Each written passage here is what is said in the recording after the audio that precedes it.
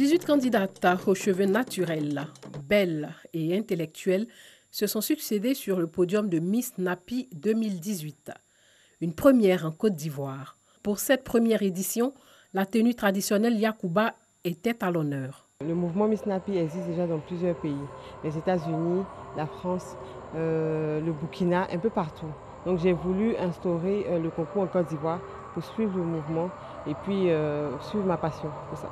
Valoriser la femme africaine. Après les 3 passages des candidates, le temps est venu pour les membres du jury de délibérer. La candidate numéro 10, Marie-Pascale Bateau, étudiante en licence d'administration des entreprises, est couronnée Miss Napi 2018. Je suis trop contente même parce que déjà, je sais que je véhiculais cette image, mais en mon honneur en ce jour d'être la Miss Napi. Et je suis vraiment contente. Tous les critères ont joué en faveur de la Miss Napi, un exemple pour la jeunesse ivoirienne, selon le président du jury. Les critères sont très simples.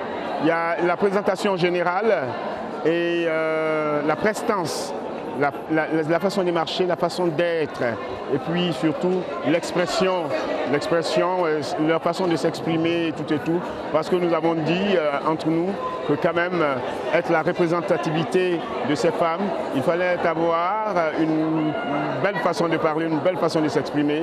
Il y a la beauté extérieure, mais il y a cette beauté intérieure aussi. Agnès Crédit et Zio Moussa ont encouragé cette initiative, vecteur de paix et de cohésion sociale. Cette première édition, on va dire que c'est un premier pas pour nous réconcilier, nous les Ivoiriens, par la culture. Il est important que ces manifestations se multiplient et que surtout Napi puisse continuer. Être Napi, c'est à la fois être naturel et être heureuse. Donc je dis être heureux d'être africain, être heureux d'être black, être heureux de porter des cheveux tels qu'on les a reçus en héritage à la fois à la naissance et qu'on pourrait donc porter jusqu'à la fin de notre vie, mais surtout affirmer le refus de se perdre dans des modèles d'esthétique qui ne sont pas conformes à nos valeurs. La première édition de Miss Napi a fermé ses portes après 4 heures de valorisation de la beauté africaine. Rendez-vous est pris pour la 2e édition en 2019.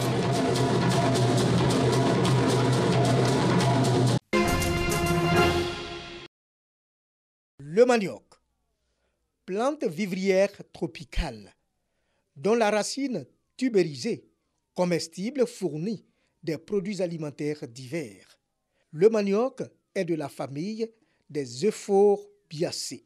Le manioc se situe au 5e rang des produits végétaux alimentaires, un important aliment pour plus de 500 millions de personnes. En Côte d'Ivoire, la production est estimée à plus de 4 500 000 tonnes en 2016. Nous envisageons 300 000 tonnes par an dans le cadre du projet et nous espérons d'autres appuis pour qu'on puisse arriver au moins à 1 million de tonnes par an. Et on pense qu'avec 1 million de tonnes, même l'exportation pourra être, absorbée sans difficulté. Le manioc peut contribuer à assurer la sécurité alimentaire avec l'appui de plusieurs projets. Malgré le rôle spécial que jouent les racines tubercules, on a très peu d'intérêt souvent au niveau international. Et heureusement, la Côte d'Ivoire, dans ses grands choix stratégiques, notamment le PSD, le PNIA, a identifié donc ces spéculations-là comme stratégiques. 1, ça donne des réponses aux défis de la sécurité alimentaire. 2, ça donne des réponses à la question de la génération de revenus. 3, ça prend en compte la dimension genre. La recherche scientifique a joué également sa partition, permettant ainsi au manioc de constituer un produit alimentaire prisé, avec les 6 variétés qui résistent aux parasites et au changement climatique, de sorte à faire passer le manioc de la culture de soudure à une culture de rente. Aujourd'hui, les cultures vivrières constituent une source importante de revenus. Et l'exemple, c'est le manioc, qui était, il y a eu 10 ans, considéré comme une culture de soudure, et que grâce aux orientations de M. le ministre de l'Agriculture et l'intérêt que nous avons porté à ces cultures dans le programme national d'investissement agricole, aujourd'hui certaines spéculations, comme le manioc, deviennent des cultures de rente et des cultures à valeur ajoutée importante. Quand je vois qu'il y a un projet qui s'intéresse vraiment à l'amélioration du manioc, ça me fait un grand plaisir pour nos producteurs, pour nos transformateurs et même pour les commerçants du manioc. La production maîtrisée. Autre étape, la transformation et la professionnalisation de la filière pour une réelle plus-value au profit du réseau d'acteurs. Nous avons la possibilité de travailler sur l'ensemble de la chaîne de valeur, y compris sur l'organisation des producteurs pour arriver à une interprofession. L'organisation n'est pas parfaite dans toutes les localités, mais il le faut pour un produit très consommé et un label.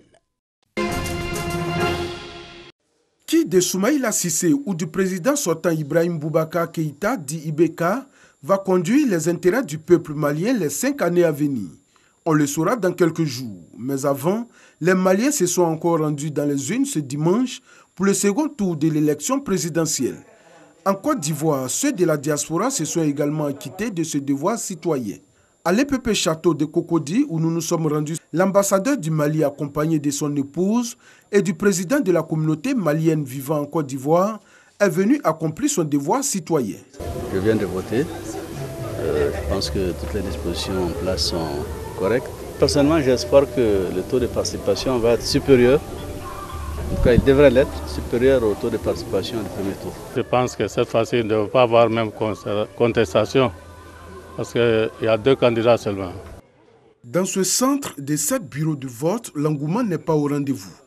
Les quelques 2000 électeurs inscrits sur la liste électorale traînent les pas. Comme ici, au Collège moderne du Plateau, l'un des établissements choisis pour ce scrutin présidentiel. À 10 h, où nous passions dans ce bureau de vote, à peine une vingtaine de personnes sur les 400 électeurs inscrits sur la liste électorale se sont déjà acquittés de leur devoir civique. Nous sommes venus ici à 7 h.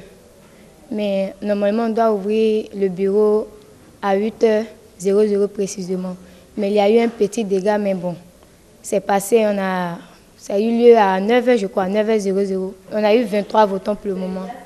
Donc on est là, on attend. On espère avoir plusieurs votants qui vont venir voter aussi. Le matin, le centre, on était confrontés à beaucoup de problèmes. Vu que les représentants du parti n'étaient pas du tout contents de la composition des assesseurs. Ce qui nous a posé beaucoup de problèmes. Après, on s'est concerté et puis voir et puis recomposer le bureau. Dans ce centre, il y a 2982 électeurs inscrits répartis dans 7 bureaux. Même si l'engouement n'y est pas, les électeurs qui se déplacent sont fiers de participer à ce scrutin présidentiel. Nous sommes des Maliens vivant à l'étranger.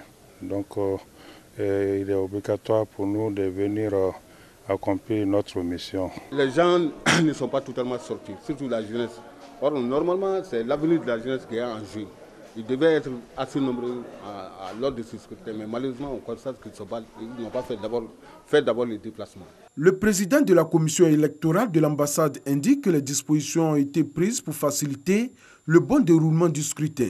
Il a profité de l'occasion pour faire le point du premier tour ici en Côte d'Ivoire. Pour le premier tour, en tout cas, nous avons observé un taux de participation d'environ 44,49% des inscrits. Je vous ai dit tantôt que nous avons 147 247 inscrits dans la juridiction consulaire d'Abidjan. Et c'est ce qui a donné les résultats qui ont valu à retenir les 2 candidats. Nous avons observé quand même pour les 2 candidats qui ont été retenus que le premier président sortant a eu 41,22% dans nos chiffres, pendant que le second a eu à peu près 26,42%. Arrivé en tête au premier tour avec 41,4% des voix exprimées, IBK affronte pour la deuxième fois au second tour Soumaïla Cissé après l'élection présidentielle de 2013. Soumaïla Cissé, crédité de 17,8% des voix au premier tour, n'aura pas la tâche facile pour battre son adversaire. L'opposition n'a pas donné de mot d'ordre clair en sa faveur.